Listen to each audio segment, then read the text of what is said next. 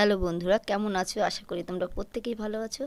আজকে আবার রেসিপি আমি নিয়ে চলে এসেছি তোমাদের সামনে। রুই মাছ দিয়ে আলু দিয়ে পোস্ত করব। তো রুই মাছগুলোকে প্রথমে আমি ধুয়ে নিয়েছি, তারপরে লবণ হলুদ দিয়ে ভালো করে মাখিয়ে তারপরে রান্নাটা শুরু করব। চলো রান্নাটা করা যাক।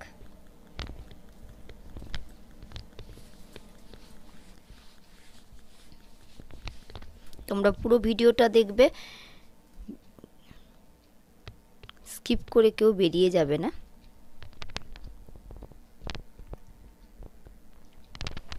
গ্যাস জ্বালিয়ে এবার কড়াটাকে আমি বসিয়ে দিলাম। বসিয়ে দিয়ে পরিমাণ মতন আমি যতটুকু তেল লাগবে আমি একবারেই দিয়ে দিলাম। তেলটা গরম হয়ে গেছে, আর গরম হয়ে গেছে কি অনেকটাই আমি বেশি গরম করে ফেলেছি, ধোঁয়া বেরোচ্ছিল।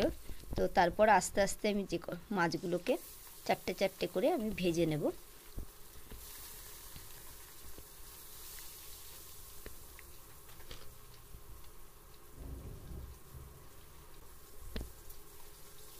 একদিক ভাজা হয়ে গেছে, মাছগুলোকে আমি আরেক দিক করে উল্টে দিলাম, দিয়ে ভালো করে মাছগুলোকে ভেজে নিয়েছি। এবার একটা একটা করে আমি পাত্রে তুলে নিলাম।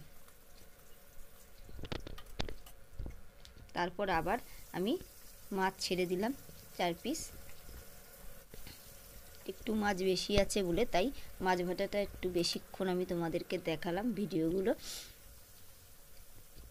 তারপর আবার উল্টে দিলাম, আবার মাছ ভাজাগুলোকে লাল লাল করে ভেজে আবার একটা পাত্রে আমি তুলে নিলাম।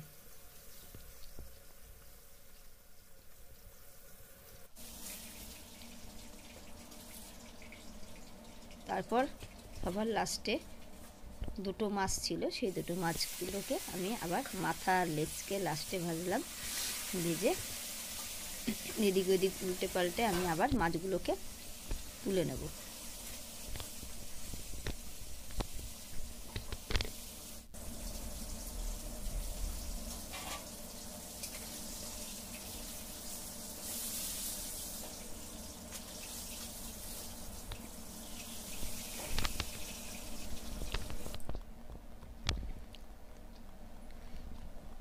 তারপর আমি দেখতেই পাচ্ছ আলুগুলোকে কেটে রেখেছি, আর সঙ্গে পরিমাণ মতন কাঁচা লঙ্কা 4 পিস 5 পিস দিয়ে আমি আলুগুলোকে লবণ হলুদ দিয়ে ভালো করে নেড়ে চেড়ে ঢেকে দেবো। তোমরা যেরকম পরিমাণ ঝাল খাবে তোমরা সেরকম দেবে। তো অনেকেই অন্য রকমভাবেও খায়, তো আমি এভাবেই খাই, কারণ আমার বাড়িতে যেহেতু বাচ্চা মেয়ে রয়েছে ছোট, তো তো অত ঝাল খেতে পারে না। তো ওই জন্য আমি কাঁচা লঙ্কা দিয়ে আর অল্প পরিমাণ পোস্ততে লঙ্কার গুঁড়ো একটু দিয়ে নিই, আবার অনেক সময় কাঁচা লঙ্কা বাটাও দিয়ে দিই। আজকে যেহেতু মাছের ঝোলটা আমি অন্য রকমভাবে করছি তাই তোমাদেরকে এভাবে দেখাচ্ছি। তারপর ঢেকে দিয়ে আমি যেহেতু পোস্ত করব তাই সর্ষে আর পোস্ত নিয়ে আমি শিলনোড়ায় তোমাদেরকে বেটে দেখিয়ে দিলাম।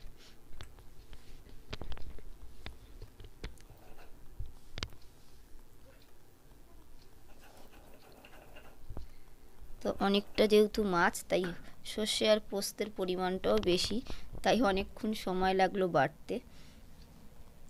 আমি বেটে ভালো করে একটা পাত্রে তুলে নিলাম। তোমাদেরকে বাকিটা দেখালাম না, আমি ছাঁকনিতে যেহেতু সর্ষে পোস্ত একসঙ্গে বেটে নিয়েছি, অনেক বেশিরভাগ সময় আমি পোস্তটা আলাদা বাটি আর সর্ষেটা আলাদা বাটি, সেটাকে ছেঁকে নিই। তো এটাও আমি ছেঁকে নিয়েছি। আর ওদিকে আমি যেহেতু ঢাকা দিয়ে রেখেছিলাম আলুটাও ভাজা হয়ে গেছে, আমি সর্ষে পোস্তটাকে দিয়ে দিলাম, আর সঙ্গে হলুদ আর লবণ দিয়ে আমি নাড়িয়ে চাড়িয়ে